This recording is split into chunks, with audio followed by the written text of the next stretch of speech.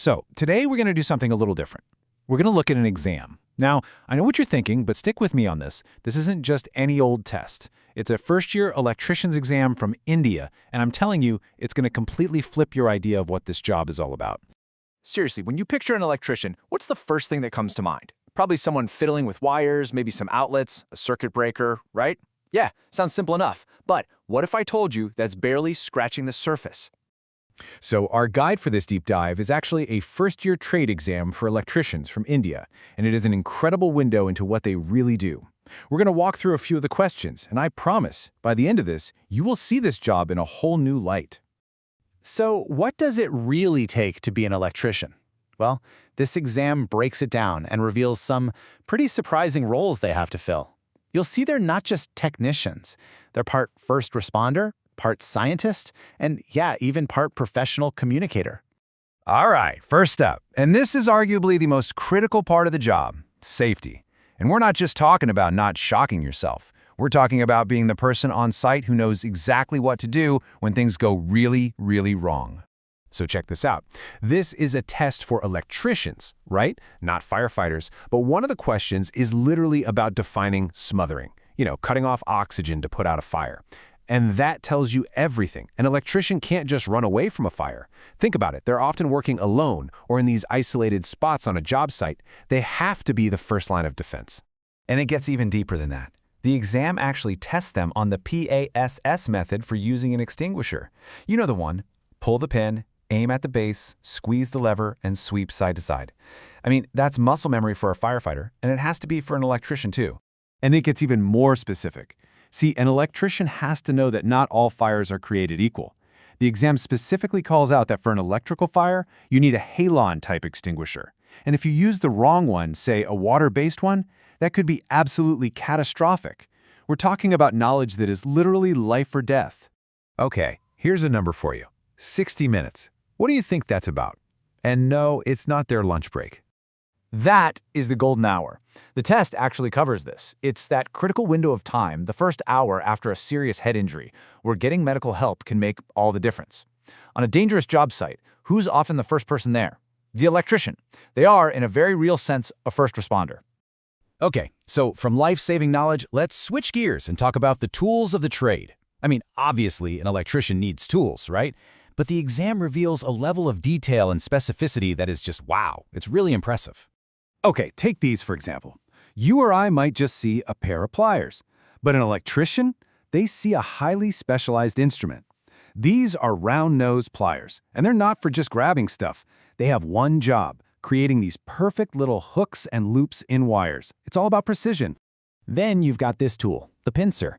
And get this, it has nothing to do with wires. Its job is to pull pins and nails out of wood. This tells you that an electrician isn't always working in a brand new, clean building. They're doing renovations, they're navigating all sorts of messy environments, and sometimes they have to be a bit of a carpenter just to get their own job done. And it's not just about using the tools, it's about maintaining them. The test even asks what kind of file you'd use to sharpen a tenon saw. The answer, by the way, is a triangular file. And that just points to a whole other level of craftsmanship, right? A sense of self-sufficiency that you'd expect from any true professional. So, okay, they're a first responder and a master craftsperson. But holding all of that together is a rock-solid foundation in science. Let's take a look at the kind of theory they need to know. Yeah, I know. This looks like it's pulled straight out of a high school physics textbook, because it kind of is. The exam actually covers the two main systems of units, fundamental units and derived units.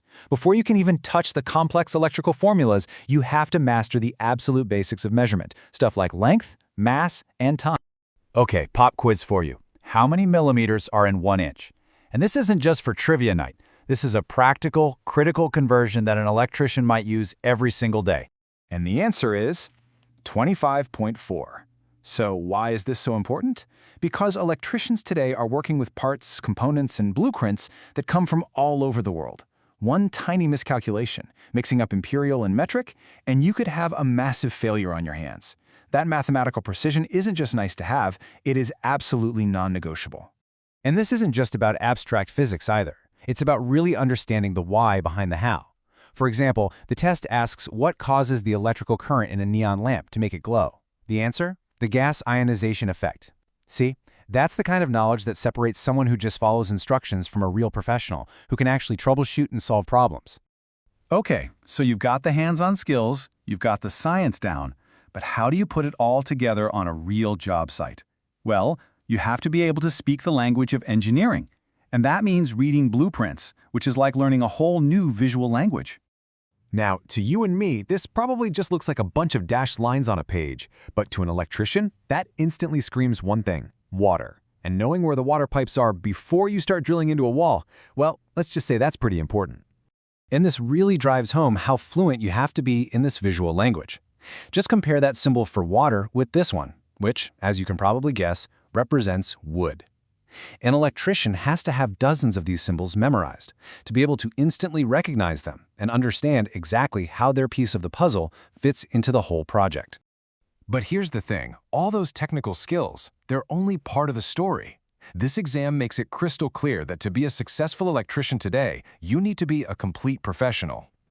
Believe it or not, this all comes from a section of the exam called employability skills. They're literally tested on how to write a good resume, and the answer is it needs to be short and precise. They're asked about having a growth mindset, being ready to learn and change. They're asked about self-awareness. They're even tested on ethics, what's right and wrong. Because think about it, a modern tradesperson is often a small business owner, a project manager, a client-facing expert. It's so clear that the job demands not just skilled hands, but a sharp mind, and honestly, a really strong character. So when you add it all up, it's pretty clear that an electrician is so much more than just the person who deals with wires. They're a first responder, a physicist, a master craftsperson, and a true professional. So after all this, I have to ask you, what's the one skill you heard about today that most surprised you? The one thing you'd never have guessed an electrician needs to know? Thanks for diving into this with me.